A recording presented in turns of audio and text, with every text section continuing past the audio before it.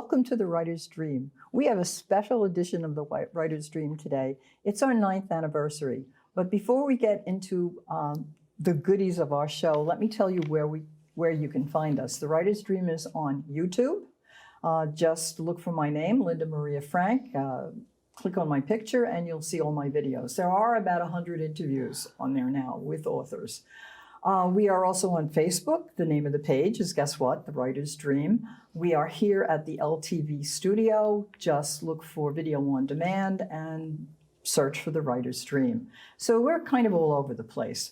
But today we are going to talk about how we got involved in doing the Writer's Dream. My guest today is Karen Bonnet, and Karen was right in on the ground floor. Karen is an author of a book called Whale of a Tale. Whale Island and the Mysterious Poems. Whale Island and the Mysterious Poems.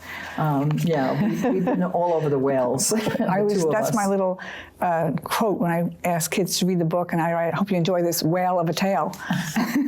Exactly, and she's also a literary consultant, a graphic designer.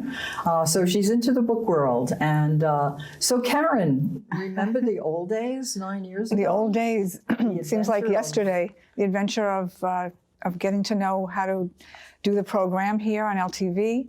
Training, we had to train before we came here and got involved in this doing the program. I remember training to be an interviewer, which I already knew how to do because I was doing that for the newspapers, and being interviewed as well, how to handle that, what comes with that. And also I had to be trained to be on the camera equipment. Yes, that was the fun. Most fun part. I thought it was fun. I actually like that better, and I never expected that I would end up being the host on the show, because we had a host, Dina Santarelli, another author. She was the original host. Yes. But let me tell you how I first found out about the show.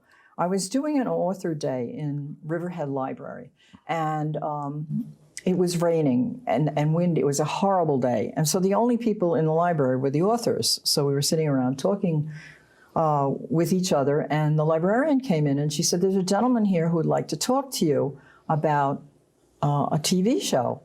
So he came in and he explained that he had a connection to a studio in East Hampton, and he wanted to do a show about authors and writers, and anybody who was interested, he gave a phone number. So I called. And he actually didn't have a connection with the studio. He had done some work here, but he didn't have the kind of connection that would enable us to do the show. But he brought us here. Remember that day? I do remember that. And so we found out what it was that we had to do, and we had to do a full day of training, which was really great. Yes. It was Mike Tremblay at the time, and they taught us all the things that you talked about, and we actually had to do a mock interview. I don't remember what we talked about. I don't remember. Genevieve Lee, who was my first director, yes. she was also She was here. wonderful as a director. And then she absconded to Florida, so I had to go through another bunch of directors, and now we have Suzanne Silva, who is the director now. So do you remember the first interview that you did? I remember doing quite a few interviews, but the ones I remember the most was with Jack Bolello, actually. It was a fun interview. He's an author and his book name I can't recall now. If you want to bring that up. The Bonds of War? The Bonds of War. Was it that one, or was it Heart of a Lion? It was the Heart of a Lion. Yeah. It was the Heart of a Lion. And while it was a great interview, because Jack is fun to talk to. He has a lot of knowledge, and he's a fun person. He has a lot to say. And so it just, that whole time of the interview went by so quickly. We both enjoyed ourselves, and it was just a great interview, I thought. And then the other one was with Beth Rowe, who is a friend of mine and a storyteller. And you were with me in that interview. Right. We kind of had a give and take on, becoming a storyteller and her background. She's also a retired French teacher, and she also narrates for books. She did my book, my audio book, which is through ACX. Right. So that was a very different experience as well. And I mean, there was others, but I just seem to, I don't know why those two hit me Right. Well, there You are know. always interviews that you remember that, as being particularly interesting. Yes. Which brings us to really what I like to talk about in this show, and that's how to do a good interview, how to be a good guest on an interview show. Right. Because there aren't too many people who are watching this show who would be interested in producing a show, although there may be. If you're interested in producing the show, then obviously go on the LTV website and you'll be able to find out how to go about doing that, because it really is a very rewarding experience, and it's a great way to get out on any message that you want. Of course, guests who come on my show, their message is their book. They want to sell their book. So I'd like to really talk about, and you brought up a few things, I'd like to talk about how to do a good interview and how to use it. So first of all, people want to know what's going on in the brain that writes the book. Right. They love those stories about how you came up with the ideas and what your passions are. And obviously, when you talked about Jack's interviews, you talked about his passion for history. Yeah. And another person who's going to be on the next show with Jack is Joe Satriano, and he wrote a book about his experience with his wife's battle with cancer. Right. And so with his interview, the thing that struck me was the passion that he had for the topic and for getting the message out, and for his foundation, which raises money. Right. So passion to me is the key word for an interview. Yeah. You have to bringing in the emotion, getting the emotion out. Like even in your characters, your book, you want characters in your book. You want people to have that emotional connection to at least one of your characters. Yeah, That's exactly. important. Exactly. And I particularly like for people to tell anecdotes, because every writer takes a journey. And that's one of my questions is tell us about, first I say tell us about your book. Yeah. And then if you haven't prepared for that question, that is like the most very important broad question. Yeah, I was talking to a marketer the other day, and she said, well, what is your message? And and she stopped me dead. Yeah. And Think about that. Because I need to memorize my elevator pitch. Yeah, that's the thing. Yeah. And I mean, I can say that, basically with my books, I call them Nancy Drew meets CSI. I want the people who read the books to have fun with the books. Of course. And I want them to learn something, because I can't help it. I'm a teacher. Right. Yeah. And so I want them to learn something. But I think about the people who write nonfiction. Fiction, usually you come up with a story and there's passion involved in that. But you still have to do research with fiction, even though nonfiction, you have to do research and get your facts straight. I always say with fiction, if you have anything like a piece of land you're talking about, like in my book, the Cape Cod, or even all the different animals that I have in my book, I had to do research on all those animals, even though it's a fiction book. So that's... Well, that's what makes a book interesting, and is the research that goes into it. In fact, some people, one of the questions that is usually asked in an interview is, what do you do with writer's block? And my answer to that is, if you have writer's block, start researching the idea that you have. Even if you're telling a little romance in a small town, pick a small town, any place in America that fits your, if it's on Cape Cod or it's in the deep South or wherever it is, or the Southwest, pick a town and then research it and come up with the background of it. And that will give you ideas to move on with your story. Exactly, yeah. So, I mean, that's the importance of research. But I also think that, I'm sure we've all had these. What was the best part of writing? What's the best part of writing for you? For me, it was just, I loved sitting down and just ideas would, well, I knew, I have a lot of experience, and we use our backgrounds, we use our past experiences, we use the books we've read, our dreams, and all these other things that go into the ideas of a book. But to me, I just loved sitting there and writing. And then all of a sudden, some things would pop into my head for the next part of the book. To me, the writing part was the most fun. Much more fun than marketing. Marketing or is promoting. The worst. Absolutely. I mean, publishing, there's so many different ways you can do it. But writing, for most most authors will say that the Yeah. writing was the best That's the part. best part. And it's the fun part. Yes. It's really, I think it's a form of art where your whole being can come out. Exactly. And I mean, if you're painting a picture, you're painting a picture of something else. Right. Or somebody else.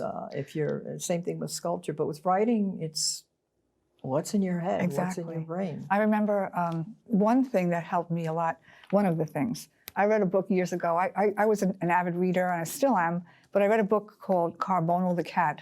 I was 10 years old. And what struck me in this book was the little girl in the book could communicate with a cat. She could talk to the cat. And you know, of course, that's for a children's Something book. wrong with talking to cats? I talk to my cats all the time. She could understand him, he could understand her. The cat talked back, okay. And it was, I'm not yes, there yet. yeah, the cat talked back.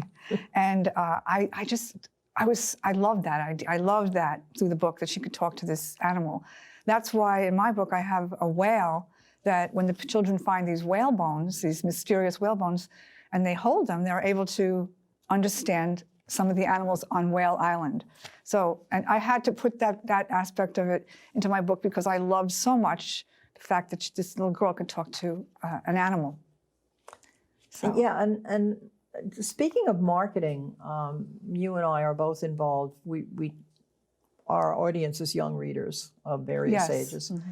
And we're involved in doing book events at schools and book fairs mm-hmm. and whatnot. And I think one of the most rewarding things is when a child comes up to you and is fascinated by the blurb on the back of the book. Or the book First cover. thing they do is look for pictures. Yeah, and the book cover. After they give up on does. that, Yeah, right. then they will read the blurb, and then if you go back to the same place the following year and you get a child who's read your book and said, "Oh, I love another book. I really love that book." Yeah, that's so rewarding. It makes you feel so good when a kid comes up to you and says, "I read your book last time. I loved it." That's a great, rewarding feeling for an author. Yeah, because I think that when you start writing, because let's face it, most people who write books are not professional writers. They didn't set out to write the great bestseller. Right. Mm-hmm. They had some other profession. Look at J.K. Rowling. Yeah, yeah. You know, but they set out to do something else, and then along the way they got an idea for a book. Yeah. And one of my favorite authors is Diana Gabaldon, who wrote the Outlander series. Oh, I loved that book. And she, The Outlander. And she is a scientist. She is a biologist. She has, I think, it's 2 or 3 advanced degrees in biology. Mm-hmm.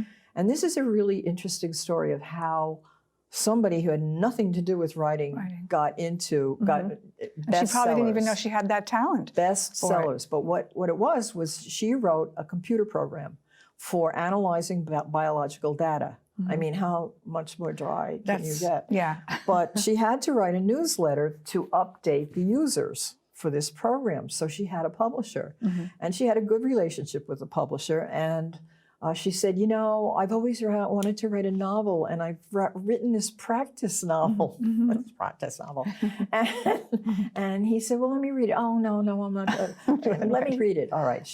He reads it, and he gets back to her, and he says, this is dynamite. She didn't think so, that she didn't have confidence in it. I don't know, but they published it in 8 books later. And then they have a TV show on it as well. 1,000 million jillion copies later in so many languages. And I mean, talk about a shift, right? Yes. A complete shift. Yes. And this is what most of your authors are. And so, you want to know from these authors, where did you get the idea? What was your journey? I get that from kids a lot. Where do you get these ideas? How do you get the idea? I do too.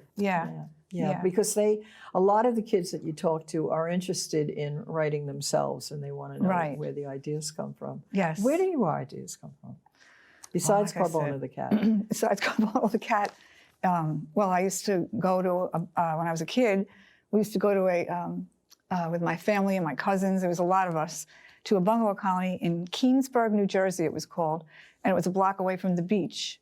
And we would live at the beach. It was torture to get out of the water. So I had wonderful, wonderful experiences from my youth from that. Mm-hmm. So of course I have a nautical theme in my book, and I have all these different kind of animals that are in the book. As the seaside community.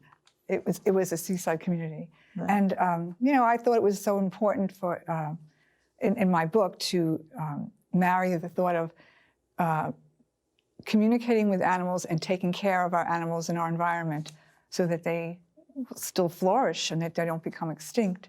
So it's just, and being able to overcome fears, like there's one character who has some fears, Katie, and she learns along the way that it's okay to be afraid. You can be afraid, and there's ways to overcome it, and you learn through that's a key to, I don't know about other books, but it's a key to children's or young readers' books, is that your characters have to have a conflict other than the plot. Right. They have to have some personal conflict, because you want the readers to empathize with your main character and to like them. Right. I mean, that's very important to do that. Yeah. With young readers, I think with any books, if you love the character, the book is going to become popular. Popular. Even as an adult, if I read a book that I don't really, have a connection to any of the characters, I don't love the book. Unless the plot is so wonderful, but or interesting, it's just so important to have a connection with the character, a character at least. Exactly. So basically, if you're being interviewed, you should be well prepared. Hopefully, you will get from the interviewer a list of questions so that you can prepare. That's what I always did when I did the show.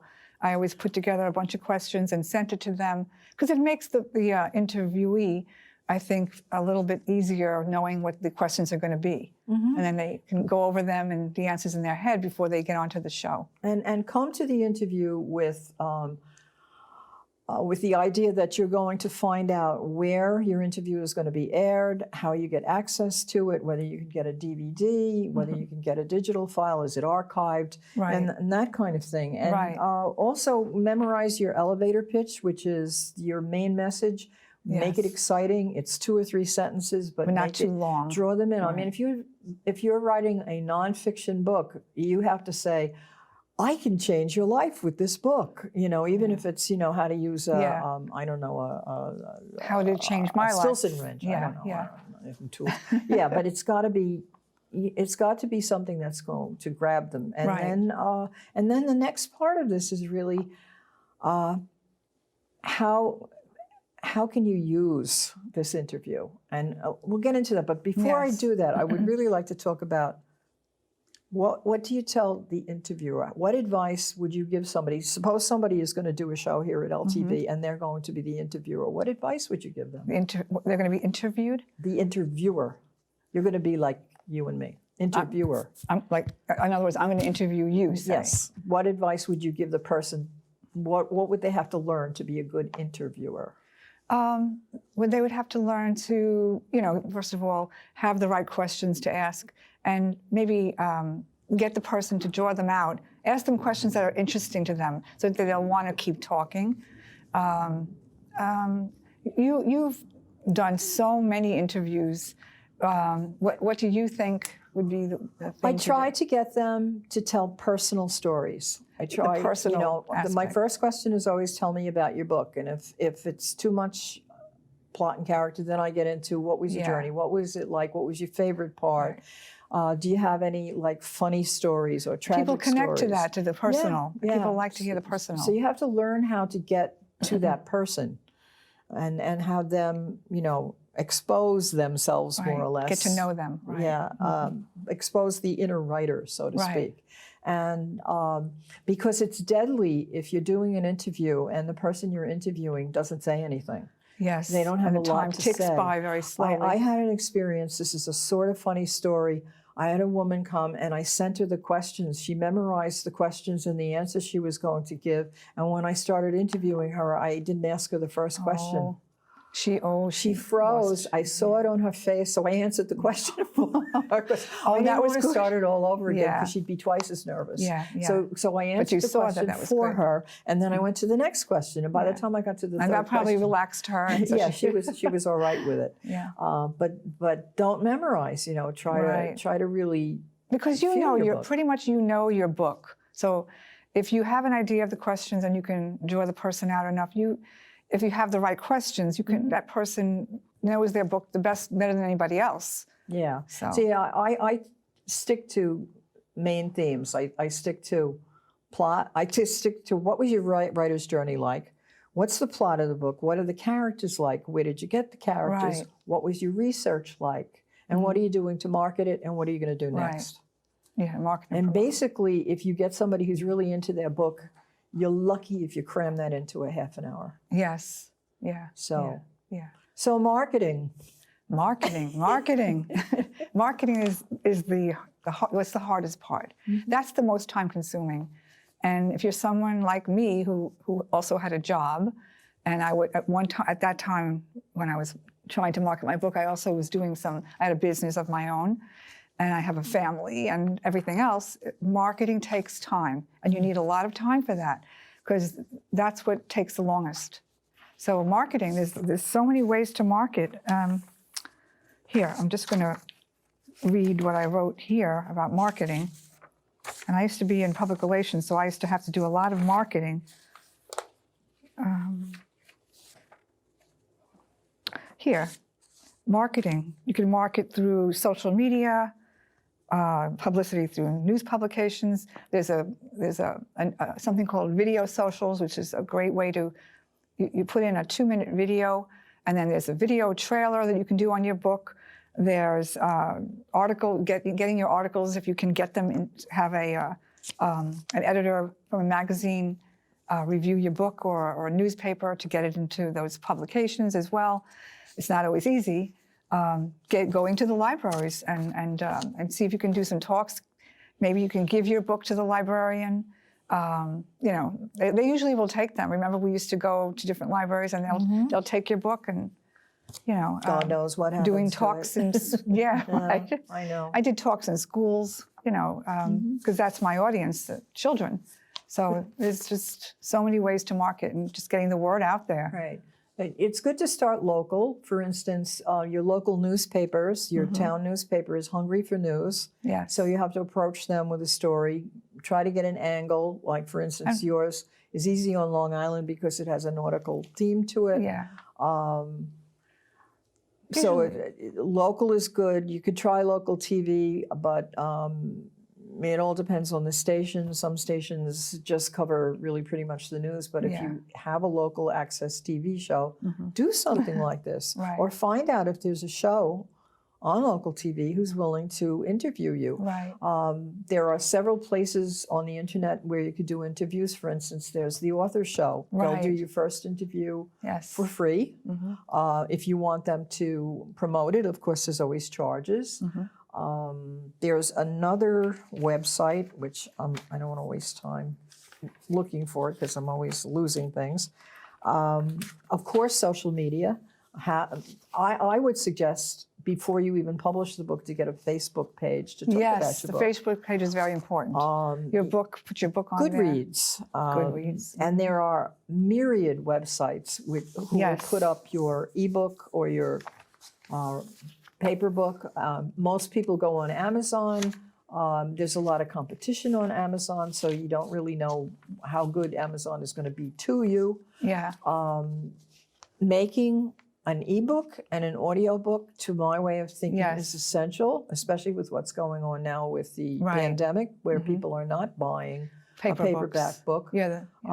So there is a website called acx.com where you can Do your audiobook. do an audiobook and just follow the instructions. It's very easy. And ebooks, there are also, besides going on Kindle Direct Publishing, there are also different programs where you can make your own ebook, and then you have to locate websites that'll carry your ebook. And there are so many of them. Yeah. I mean, it's It's exhausting. just a matter of researching. Yeah, spending the time. I find that exhausting, not because it's such hard work, but because there are so many avenues, and you have to look into them all to see which one best fits you. Right, exactly. But try to get a local bookstore once they open again to let you do a book talk. Your local library should allow you to do a book talk. You pay their taxes. Yes, they usually do. And the local newspaper editor will usually, most times, will put your article in.